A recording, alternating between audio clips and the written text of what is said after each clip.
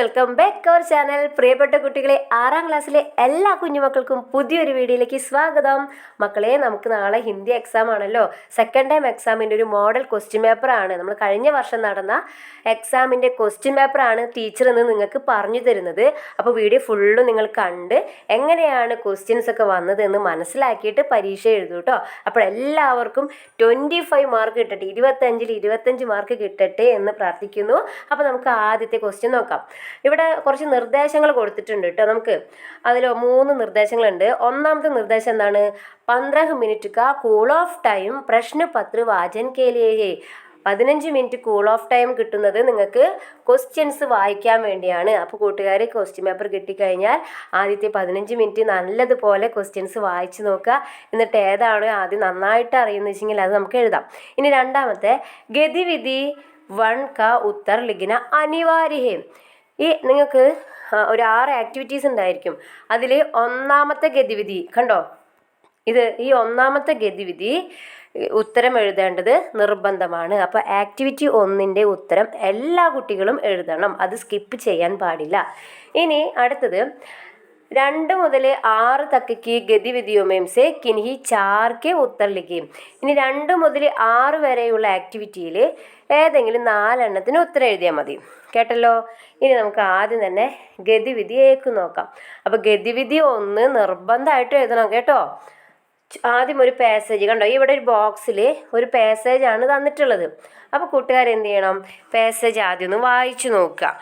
അപ്പോൾ അത് വായിച്ചു കഴിഞ്ഞാൽ താഴെ തന്നിട്ടുള്ള കണ്ടോ, ഇവിടെ താഴെ കുറച്ച് ക്വസ്റ്റ്യൻസ് തന്നിട്ടുണ്ട്. ഈ ക്വസ്റ്റ്യൻസിനൊക്കെ ഉത്തരം നിങ്ങൾക്ക് ഈ പാസേജ് വായിച്ചാൽ കിട്ടും. ഞാനിവിടെ പാസേജിൽ ഇതിൽ ഇമ്പോർട്ടൻ്റ് ആയിട്ടുള്ള കാര്യങ്ങൾക്കൊക്കെ ഒന്ന് റെഡ് മാർക്ക് ചെയ്യുന്നുണ്ട്.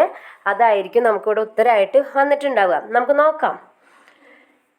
ചന്ദൻ വൻമേം സബി ജാൻവർ മിൽ ജുൽക്കർ രഹത്തെ ദേ. ചന്ദനവനത്തിലെ എല്ലാ മൃഗങ്ങളും ഒരുമിച്ച് താമസിക്കുന്നു. ചന്ദൻവൻ എന്ന് പറഞ്ഞാൽ ഒരു കാടിൻ്റെ പേരാണ് കേട്ടോ. അവിടെ എല്ലാ മൃഗങ്ങളും ഒരുമിച്ച് താമസിക്കുന്നു. ഇനി രണ്ടാമത്തെ വൻമേ നദി കെ പാസ് ഏക്ക് സ്കൂൾ ദാ. ആ വനത്തിലെ നദി കെ പാസ്, നദിയുടെ അടുത്ത് ഏക്ക് സ്കൂൾ ദാ, ഒരു സ്കൂൾ ഉണ്ടായിരുന്നു. ഇനി അടുത്തത് ജാൻവരോം കെ സബി ബച്ചെ വഹാം പഠിനെ ജാത്തേ ദേ. ജാൻവർ എന്ന് പറഞ്ഞാൽ മൃഗങ്ങൾ, മൃഗങ്ങളുടെ സബി ബച്ചെ എല്ലാ കുട്ടികളും വഹാം പഠിനെ ജാത്തേ ദേ, അവിടേക്ക് പഠിക്കാൻ പോകുന്നു. അടുത്തത് സ്കൂൾ കാ ടീച്ചർ ജംബോ ഹാത്തി ദാ. ആ സ്കൂളിലെ ടീച്ചർ ജംബോ ഹാത്തി ആണെന്ന് ഞാൻ അവിടെയൊക്കെ അണ്ടർലൈൻ ചെയ്തിട്ടുണ്ട് കേട്ടോ. ഇതിൽ ഇമ്പോർട്ടൻ്റ് ആയിട്ടുള്ള കാര്യങ്ങളൊക്കെ അണ്ടർലൈൻ ചെയ്തിട്ടുണ്ട്. ഇനി സ്കൂൾ കെ സബി ബച്ചെ ഹോഷിയാർ ദേ. ആ സ്കൂളിലെ എല്ലാ കുട്ടികളും ഹോഷിയാർ എന്ന് പറഞ്ഞാൽ ഭയങ്കര ഇൻ്റലിജൻ്റ് ആണ്, ഭയങ്കര സമർത്ഥരാണ്. അപ്പോൾ ഇതാണ് പാസേജ്. സിമ്പിളായിട്ടുള്ള പാസേജ് ആണല്ലോ അല്ലേ. ഇനി നമുക്ക് ക്വസ്റ്റ്യൻസിലേക്ക് കടക്കാം.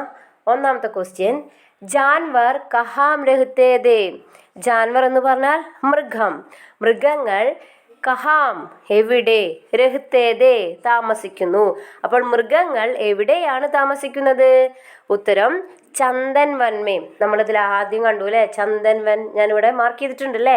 അപ്പോൾ അതിൻ്റെ ആൻസർ ചന്ദൻ വൻ. അപ്പോൾ അത് കിട്ടിയല്ലോ കൂട്ടുകാരെ. ഇനി അടുത്ത ക്വസ്റ്റ്യൻ, സ്കൂൾ കഹാം ദ. ആ സ്കൂൾ എവിടെയാണ്? ആ സ്കൂൾ എവിടെയാണ് സ്ഥിതി ചെയ്യുന്നത്? ആൻസർ നദി കെ പാസ്, ഒരു നദിയുടെ അടുത്താണ് അല്ലേ. അതിവിടെ ഈ പാസേജിലുണ്ട് അല്ലേ, കണ്ട, നദി കെ പാസ്. ഇനി അടുത്ത ക്വസ്റ്റ്യൻ നോക്കാം. സ്കൂൾ കാ ടീച്ചർ കോന്താ. ആരാണ് ആ സ്കൂളിലെ ടീച്ചർ? അത് നമ്മളിവിടെ മാർക്ക് ചെയ്തിട്ടുണ്ട് അല്ലേ, ജംബോ ഹാത്തി. അപ്പോൾ അതിൻ്റെ ആൻസർ നോക്കൂ, ജംബോ ഹാത്തി. ഇനി അടുത്ത ക്വസ്റ്റ്യൻ, സ്കൂൾ കെ ബച്ചെ കൈസേ ദേ. ആ സ്കൂളിലെ കുട്ടികളൊക്കെ എങ്ങനെയുള്ളവരായിരുന്നു? ഇവിടെ ഉണ്ട് അല്ലേ, ഹോഷിയാർ എന്ന് പറഞ്ഞാൽ വളരെ സമർത്ഥരായിരുന്നു. അതും നമ്മളിവിടെ ലാസ്റ്റ് മാർക്ക് ചെയ്തിട്ടുണ്ട്. ഓക്കെ, ഇനി ലാസ്റ്റ് ക്വസ്റ്റ്യൻ. ലാസ്റ്റ് ക്വസ്റ്റ്യൻ, സഹി പ്രസ്താവ് ചുൻകർ ലിഖേ. ഇവിടെ ഒരു 4 പ്രസ്താവനകൾ തന്നിട്ടുണ്ട്, സ്റ്റേറ്റ്മെൻറ്റ്സ് തന്നിട്ടുണ്ട്. ഇതിൽ സഹി പ്രസ്താവ് എന്ന് പറഞ്ഞാൽ ശരിയായ പ്രസ്താവന, ശരിയായ സ്റ്റേറ്റ്മെൻറ്റ് തിരഞ്ഞെടുത്ത് എഴുതാനാണ്. ചുൻകർ ലിഖേ എന്ന് പറഞ്ഞാൽ തിരഞ്ഞെടുത്ത് എഴുതാൻ. അപ്പോൾ നമുക്ക് നോക്കാം ഇതിലേതാണ് ശരിയെന്ന്. വായിച്ചാലോ. ഒന്ന് സബി ജാൻവർ ചന്ദൻ വൻ മേ അസന്തുഷ്ട രഹത്തെ थे. എല്ലാ മൃഗങ്ങളും ചന്ദനവനത്തിൽ അൺഹാപ്പി ആയിട്ടാണ് താമസിക്കുന്നത്, സന്തോഷമില്ലാതെയാണ് താമസിക്കുന്നത്. അത് ശരിയാണോ കൂട്ടുകാരെ? അല്ല അല്ലേ? അപ്പം അത് റോങ്. അടുത്തത് സബി ജാൻവർ ചന്ദൻ വൻമേ മിൽ ജുൽക്കർ രഹത്തെ थे. എല്ലാ മൃഗങ്ങളും ആ ചന്ദനവനത്തിൽ ഒന്നിച്ചാണ് കഴിയുന്നത്. മിൽ ജുൽക്കർ എന്ന് പറഞ്ഞാൽ ഒന്നിച്ച്, ഒത്തൊരുമിച്ചിട്ട് എന്നുള്ള അർത്ഥം. അത് നമ്മുടെ പാസേജിലുണ്ട് അല്ലേ? പാസേജിൽ ഫസ്റ്റ് സെൻറ്റൻസ് അതാണ്. അപ്പം അത് ശരിയാണ്. അടുത്തത് സബി ജാൻവർ ചന്ദൻ വൻമേം അലഗ് അലഗ് രഹത്തെ थे. എല്ലാ മൃഗങ്ങളും ചന്ദനവനത്തിൽ വേറിട്ടിട്ടാണ് താമസിക്കുന്നത്. അത് തെറ്റാണ്. ഇനി അടുത്തത് സബി ജാൻവർ ചന്ദൻ വൻമേം നിരാശ രഹത്തെ थे. എല്ലാ മൃഗങ്ങളും ചന്ദനവനത്തിൽ നിരാശയോടെയാണ് ഇരിക്കുന്നത്, വിഷമിച്ചിട്ടാണ് ഇരിക്കുന്നത്. അതും റോങ് ആണ്. അപ്പോൾ ഇതിൻ്റെ ആൻസർ ഏതാണ്? സെക്കൻഡ്, രണ്ടാമത്തെ പ്രസ്താവനയാണ് ശരി. അപ്പോൾ ഇവിടെ രണ്ടാമത്തെ പ്രസ്താവന എടുത്ത് എഴുതി കഴിഞ്ഞാൽ 1 മാർക്ക്. അപ്പോൾ നമ്മളിപ്പോൾ എത്ര ക്വസ്റ്റ്യൻ ഡിസ്കസ് ചെയ്തു മക്കളെ? 5 ക്വസ്റ്റ്യൻ അല്ലേ? 1, 2, 3, 4, 5. ഈ 5 ക്വസ്റ്റ്യനും നമ്മൾ ശരിയായി നമുക്ക് എത്ര മാർക്ക് കിട്ടും? 5 മാർക്ക് അല്ലേ? അപ്പോൾ ഫസ്റ്റത്തെ ആക്ടിവിറ്റിയിലേക്ക് എല്ലാവർക്കും 5 മാർക്ക് മുഴുവനായിട്ടും കിട്ടട്ടെ.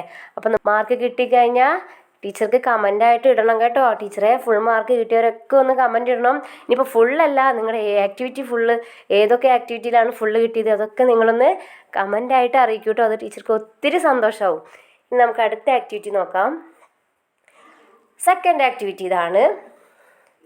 അപ്പോൾ മക്കളെ, ഒന്നാമത്തെ ആക്ടിവിറ്റി എല്ലാവരും നിർബന്ധമായിട്ട് എഴുതണം കേട്ടോ. ഇനി 2 മുതൽ 6 വരെയുള്ള ആക്ടിവിറ്റിയിൽ ഏതിൽ ഒരെണ്ണം നിങ്ങൾക്ക് സ്കിപ്പ് ചെയ്യാം, ഒഴിവാക്കാം. അപ്പോൾ രണ്ടാമത്തെ ആക്ടിവിറ്റി ഞാൻ വായിക്കാം. ഹിന്ദുസ്ഥാൻ ഹമാര പാഠ് കാ യഹ് അംശ് പഠേ ഔർ പ്രശ്നോം കെ ഉത്തർ ലിഖേ. ഹിന്ദുസ്ഥാൻ ഹമാര എന്ന നമ്മുടെ പാഠത്തിലെ ഒരു വരികൾ, ഒരു 2-3 സെൻറ്റൻസ് കൊടുത്തിട്ടുണ്ട്. അത് വായിച്ചിട്ട് താഴെ തന്നിട്ടുള്ള ചോദ്യങ്ങൾക്ക് ഉത്തരം കണ്ടുപിടിക്കണം. നമുക്ക് ഓപ്ഷൻസ് ഉണ്ട് അല്ലേ? അപ്പോൾ ഒന്നാമത്തെ ചോദ്യം, യഹാം കിസ് ദേശ് കാ വർണ്ണൻ ഹേ. ഇതിൽ ഏത് ദേശത്തെ കുറിച്ചിട്ടാണ് വർണ്ണിക്കുന്നത്?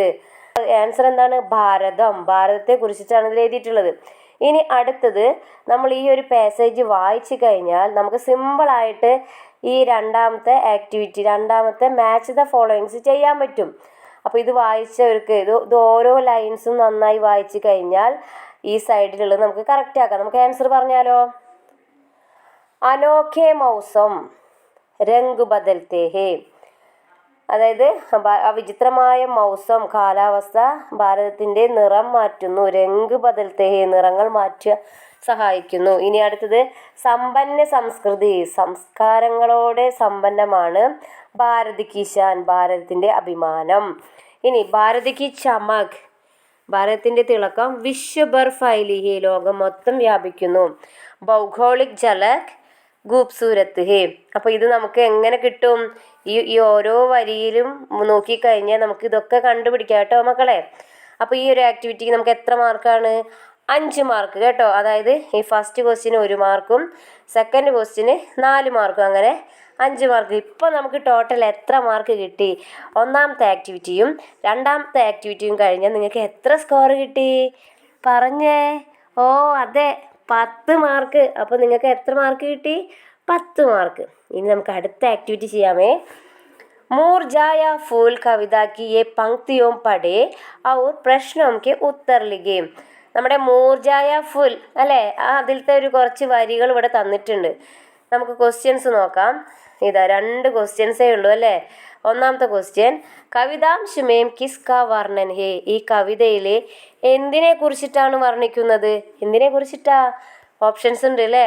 1 ഗിലേ ഹുയേ ഫൂൽ കാ, 2 മൂർജായേ ഹുയേ ഫൂൽ കാ, 3 താസാ ഫൂൽ കാ, 4 പീലേ ഫൂൽ കാ.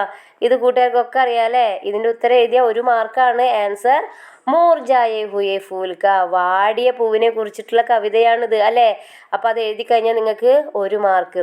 ഇനി അടുത്തത്, ഇൻമേ സേ ദോ സഹി പ്രസ്താവ് ചുൻകർ ലിഖേ.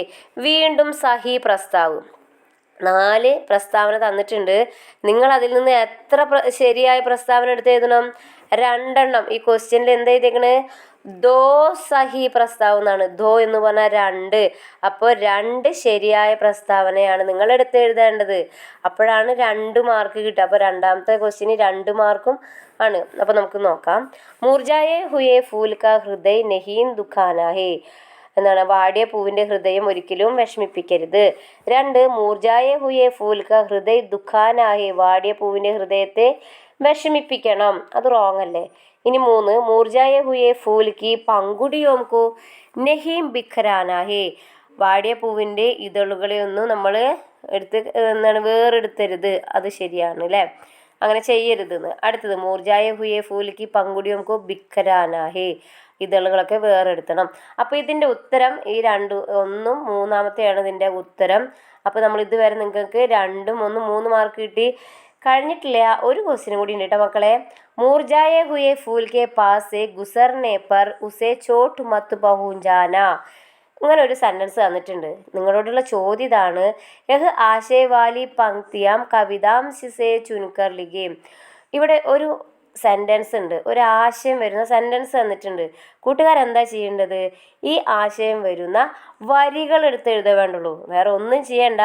ഈ ആശയം വരുന്ന വരികൾ നമ്മുടെ ക്വസ്റ്റ്യൻ പേപ്പറിലുണ്ട്. ആ വരി ഏതാണോ അത് അങ്ങോട്ട് ജസ്റ്റ് എടുത്ത് എഴുതി കഴിഞ്ഞാൽ 2 മാർക്ക് കിട്ടും.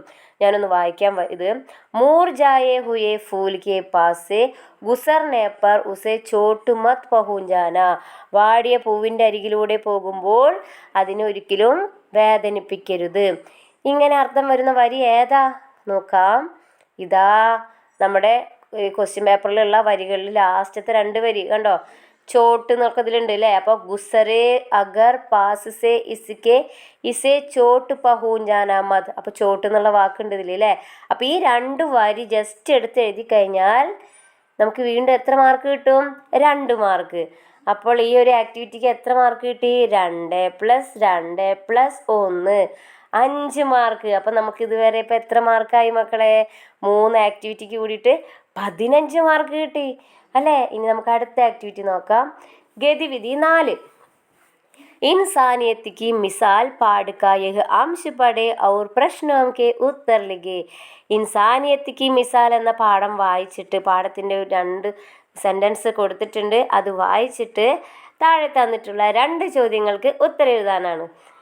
ഒന്നാമത്തെ ക്വസ്റ്റ്യൻ, സൈലാബിനെ കഹാം ജംകർ തബാഹി മച്ചായി. അപ്പം എവിടെയാണ് സൈലാബ് ഉണ്ടായത്? പ്രളയം എവിടെയാണ് ഉണ്ടായത്? ഇതാ ഉത്തരാഖണ്ഡ്, ബദ്രീനാഥ് ഉത്തരാഖണ്ഡ് മേ ആയേ സൈലാബ്. അപ്പോൾ നിങ്ങൾക്ക് അവിടെ ഉത്തരാഖണ്ഡ് എന്ന് എഴുതിയാലും മാർക്ക് കിട്ടും, ബദ്രീനാഥ് എന്ന് എഴുതിയാലും മാർക്ക് കിട്ടും കേട്ടോ. അപ്പോൾ ബദ്രീനാഥ് അല്ലെങ്കിൽ ഉത്തരാഖണ്ഡ് എന്ന് എഴുതിയവർക്ക് മാർക്ക് കിട്ടും. അടുത്ത ക്വസ്റ്റ്യൻ, ദുനിയാ മേം ഇൻസാനിയത്ത് ബനായെ രഖേം യേ സന്ദേശ് ദേത്തെ ഹുയെ എക് പോസ്റ്റർ തയ്യാർ കരേ. ലോകത്ത് ഇൻസാനിയത്ത് ബനായത് വരഖേം, ലോകത്ത് മനുഷ്യത്വം ഉണ്ടാവണം എന്ന ഈ ഒരു ടോപ്പിക്ക് വെച്ചുകൊണ്ടൊരു പോസ്റ്ററാണ്, മനുഷ്യത്വത്തെ കുറിച്ചിട്ടുള്ള ഒരു പോസ്റ്ററാണ് എഴുതേണ്ടത്. ഒരു ബോക്സ് ഒക്കെ വരച്ച് ഇതിൽ ഓൾറെഡി ഒരു സെൻറ്റൻസ് ഉണ്ട്, ആ സെൻറ്റൻസ് എഴുതിയിട്ട് ഒരു 2-3 വരി കൂടി എഴുതി കഴിഞ്ഞാൽ പോസ്റ്ററായിട്ടോ. അടുത്ത ആക്ടിവിറ്റി ഗതിവിധി 5 നന്ന ഉല്ലു പാടുക യഹ് അംശ പടേ ഔർ പ്രശ്നം കെ ഉത്തർ ലിഖേ. നന്ന ഉല്ലു എന്ന പാഠത്തിലെ ഒരു പാസേജ് കൊടുത്തിട്ടുണ്ട് അല്ലേ? അതായത് നന്ന ഉല്ലു അമ്മ ഉല്ലുവിനോട് സമുദ്രത്തിൽ എത്ര തിരമാലകളുണ്ട്, സമുദ്രത്തിന് എത്ര ആഴമുണ്ട്, ആകാശത്ത് എത്ര നക്ഷത്രങ്ങളുണ്ട്, അങ്ങനെ കുറേ ചോദ്യങ്ങൾ ചോദിക്കുക അല്ലേ? ആ ഒരു ഭാഗമാണ് തന്നിട്ടുള്ളത്. നമുക്ക് ചോദ്യം നോക്കാം. നന്ന ഉല്ലു പൂരി രാത്ത് കഹാം ബൈട്ടാ രഹ. നമ്മുടെ നന്ന ഉല്ലു രാത്രി മുഴുവനും എവിടെയാണ് ഇരുന്നത്? ആൻസർ പേട്. ഇവിടെ പാസേജിൽ ലാസ്റ്റ് വരി നോക്കൂ, വഹ് പൂരി രാത്ത് പേട് പർ ബൈട്ടാ രഹ. അപ്പോൾ പേട് എന്നാണ് അവിടെ എഴുതേണ്ടത് കേട്ടോ. അടുത്ത ക്വസ്റ്റ്യൻ, അമ്മ ഉല്ലു और നന്ന ഉല്ലു കെ ബീച്ച് കാ വാർത്താലാപ് തയ്യാർ കരേ. അമ്മ ഉല്ലുവും നന്ന ഉല്ലുവും തമ്മിലുള്ള കോൺവെർസേഷൻ എഴുതാനാണ്. അപ്പോൾ ഇവിടെ നിങ്ങൾക്ക് ഓൾറെഡി 2 എക്സാമ്പിൾ തന്നിട്ടുണ്ട്. ബാക്കി 1, 2, 3, 4 ഈ ഒരു 4 ഭാഗത്ത് നമ്മളത് കംപ്ലീറ്റ് ചെയ്യണം. അത് ഒരു വിഷമവും ഇല്ല കേട്ടോ മക്കളെ. നമുക്കിതാ ഈ പാസേജിൽ തന്നെ ഉണ്ട്, നോക്കാം. അപ്പോൾ ഒന്നാമത്തെ ഇവിടെ അമ്മ നന്ന ഉല്ലു പറയാണ്, അമ്മ എക്ക് ബാത്ത് പൂച്ചും, അമ്മേ ഞാനൊരു കാര്യം ചോദിക്കട്ടെ. അപ്പോൾ അമ്മ ഉല്ലു ഹാ പൂച്ചോ, ആ ചോദിച്ചോളൂ. എന്താ നന്ന ഉല്ലു ചോദിച്ചത്?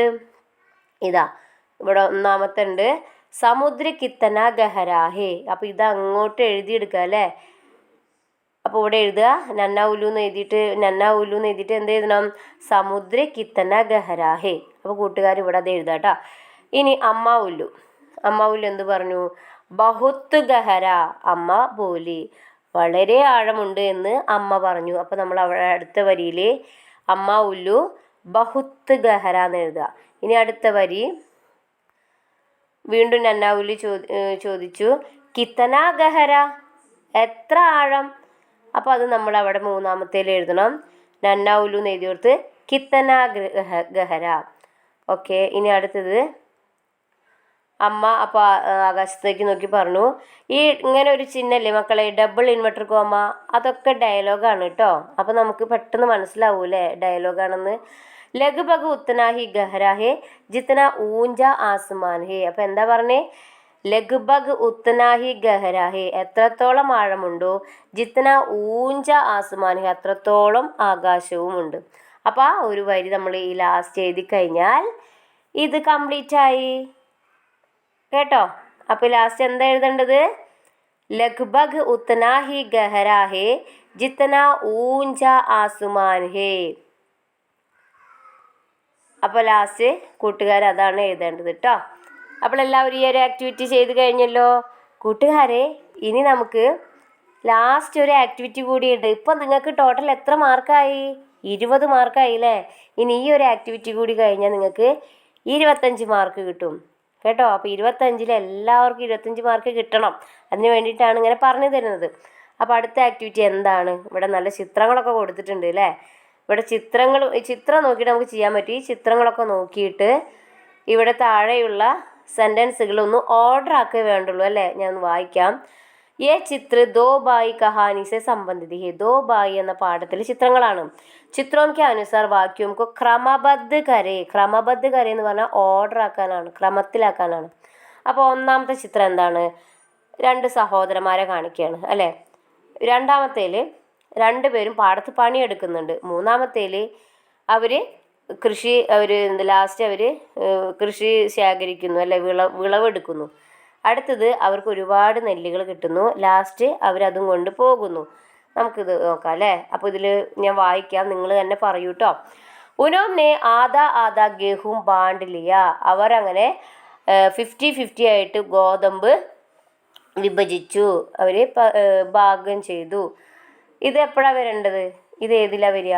യെസ്, 4ാമത്തെ ചിത്രമാണ് അല്ലേ. അപ്പോൾ അത് 4ാമതാണ് അത് വരേണ്ടത്. അപ്പോൾ അവിടെ നമ്മൾ 4 എഴുതിയിട്ടു. ഇനി ദോ ബായി, ഇതേ 2 സഹോദരന്മാരുണ്ട്. ഇത് ഏത് പിക്ചറാണ്? 1ാമത്തെ പിക്ചർ അല്ലേ. അപ്പോൾ നമ്മളവിടെ 1 എഴുതിയിട്ടിട്ടുണ്ട്.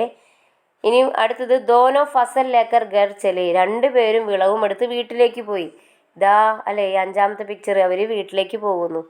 ഇനി അടുത്തത് വേ സാജാ ഗേത്തി കർത്തേത്. 2 പേരും ഒരുമിച്ച് കൃഷി ചെയ്യുന്നു. ഇതാ 2 പേരും ഇതാ 2ാമത്തെ കൃഷി ചെയ്യുന്നു. ഇനി അടുത്തത് ദോനോംനെ മിൽക്കർ ഫസൽ കാട്ടി. 2 പേരും ഒരുമിച്ച് ഫസൽ കാട്ടി, നെല്ല് കട്ട് ചെയ്തെടുക്കുന്നു, അതായത് മുറിച്ചെടുക്കുന്നു. അത് 3ആണ് അല്ലേ. അപ്പോൾ കൂട്ടുകാർ എന്ത് ചെയ്യണം? നമ്മളിപ്പോൾ ഓരോ നമ്പർ നമുക്ക് കിട്ടി. ഇനി നമ്പറൊക്കെ നമ്മൾ ഓർഡർ ആക്കി കൊടുക്കുക. അപ്പോൾ ആദ്യം ദോ ബായി ദേ, 2 വേ സാജാ ഗേത്തി കർത്തേതേ, 3 ദോനോംനെ മിൽക്കർ ഫസൽ കാട്ടി, 4 ഉനോംനെ ആദാ ഗേഹും ബാണ്ടിലിയ, 5 ദോനോ ഫസൽ ലേക്കർ ഗർ ചലേ. അപ്പോൾ ഇങ്ങനെ അതൊന്ന് ഓർഡർ ആക്കി എഴുതിയാൽ പോരെ മക്കളെ, നിങ്ങൾക്ക് 5 മാർക്ക് കിട്ടാൻ. അപ്പോൾ ഈ ഒരു ആക്ടിവിറ്റിക്ക് 5 മാർക്കാണ്. ഇനി പറഞ്ഞ മക്കളെ, നമുക്ക് എത്ര ഈസിയാണ് ഹിന്ദി പരീക്ഷ. ഒന്ന് മനസ്സിലായി, ക്വസ്റ്റ്യൻ ഒന്ന് മനസ്സിലാക്കി കഴിഞ്ഞാൽ ഈസി ആയിട്ട് നിങ്ങൾക്ക് എഴുതിക്കൂടെ? ഒന്ന് പറഞ്ഞാൽ നിങ്ങൾക്ക് എത്ര മാർക്ക് കിട്ടും ഈ ഒരു എക്സാമിന്?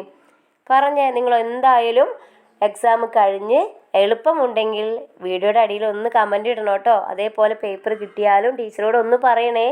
അപ്പോൾ നമ്മൾ ഇനിയും ഇതുപോലെ എക്സാമിൻ്റെ വീഡിയോസൊക്കെ ആയിട്ട് വരുന്നതായിരിക്കും. അപ്പോൾ അടുത്ത വീഡിയോ ആയിട്ട് നമുക്ക് വീണ്ടും കാണാം. Bye bye.